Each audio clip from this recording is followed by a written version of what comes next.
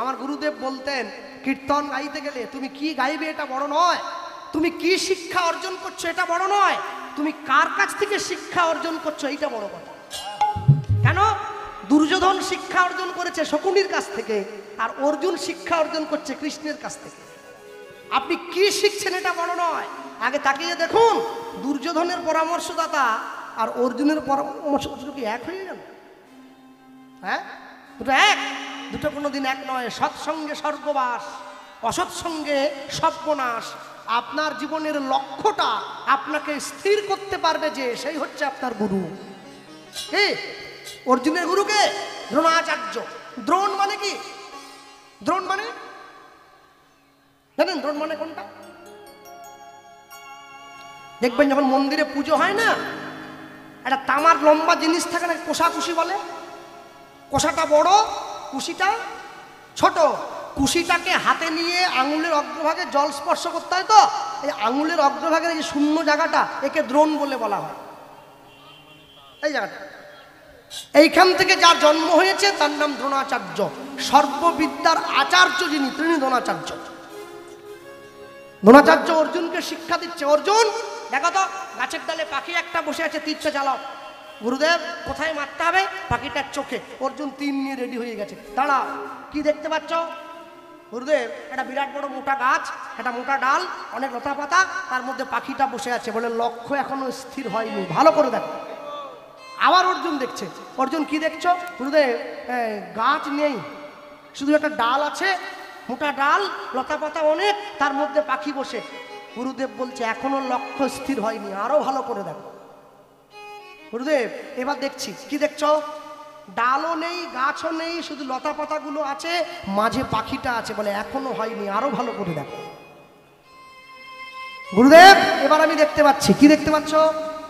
গাছও নেই, ডালও নেই, লতা পাতাও নেই, শুধু একটা পাখি বসে আছে।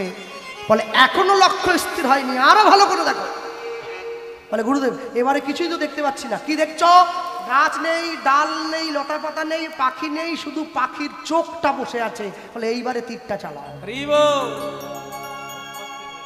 আপনার লক্ষ্যকে যে স্থির করিয়ে দিতে পারবে, সমস্ত কাজে যে আপনাকে গুরুত্ব দিতে পারবে, সেই হচ্ছে গুরু। সবাই গুরু হতে পারবে না। গুরু মিলে লাখে লাখে, শিষ্য মিলে এক, শিষ্য মিলে লাখে লাখে, গুরু মিলে এক, তাহলে সবাই গুরু হয়ে যেত। বিবেকানন্দ গিয়ে রামকৃষ্ণকে প্রশ্ন করছে, ঠাকুর কি তুমি এত মানুষের জ্ঞান চক্ষু খুলে দিয়েছো, এত মানুষকে শিষ্য করলে, মা কালীর কোলে শুয়ে খাও, মায়ের কোলে শুয়ে ঘুমাও, আর যে মাকে বিয়ে করে সংসারে আনলে তাকে তুমি কাঁদাও, তোমার লজ্জা করে না?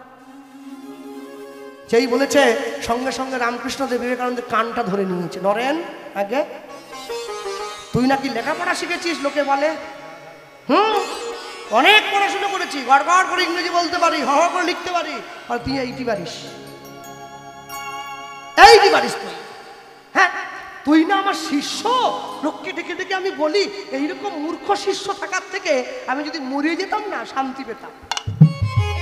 ঠাকুর এ কথা বলছো কেন? এই তোরা আমার স্ত্রীকে কি বলিস? আমরা বলি সারদা মা। আমি কি বলি জানিস? কি? মা সারদা।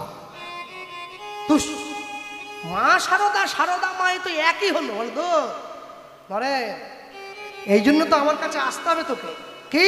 শোন, আমি যেদিন মা কালীর কোলে মাথা দিয়ে শুয়েছিলাম না, মা কালীকে কথা দিয়েছিলাম, মা তুমি যেমন আমার মা, জগতের সব নারী আমার মা। তোরা যাকে বিয়ে দিয়ে আমার ঘরে ঢুকিয়ে দিলি জোর করে, সে কি সব নারীর বাইরে পড়ে? বলে না। তাহলে তোরা যদি সেইটাই মানিস, আমি সন্তান হয়ে মায়ের সঙ্গে এক শয্যায় শয়ন করবো কি করে? তোর লজ্জা করলো না বলতে? বিবেকানন্দের চৈতন্য হচ্ছে। ঠাকুর মা সারদা তুমি বলো কেন? শোন, তোরা আগে সারদা বলিস, পরে মা বলিস। আমার স্ত্রী সে, আগে যদি সারদা বলি না, রক্ত মাংসের দেহ, কান জাগলেও জেগে যেতে পারে, তাই আগে মা বলি, পরে সারদা বলি। এই জন্যই তো শিক্ষা। এটাই ভারতবর্ষ, এটাই সনাতন ধর্ম। এই শিক্ষাই বারবার ধরে আমাদেরকে দিয়ে এসছে। গোটা ভারতবর্ষ বিশ্বকে শিক্ষা দিয়েছে সারা জীবন।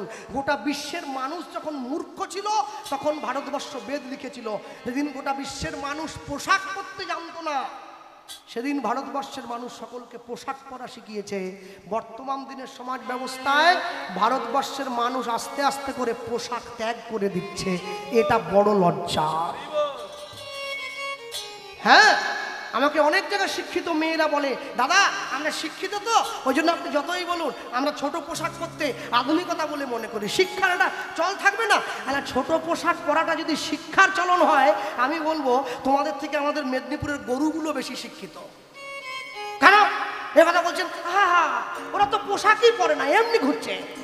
দেখো মানে কি পড়াশুনো করেছে ওরা, পোশাক খুলে দিয়েছে, একবারে সব খুলে দিয়েছে। পোশাক ছোট পরাটা শিক্ষার পরিচয় হলো? হ্যাঁ, মনে রাখবেন, বৃন্দাবনের প্রেমানন্দজি মহারাজ, তার দুটো কিডনি নেই, বিজ্ঞান ফেল হয়ে গেছে, কৃষ্ণ ভক্তির কাছে 17 বছর বেঁচে আছে। এটাই তো ভালোবাসা।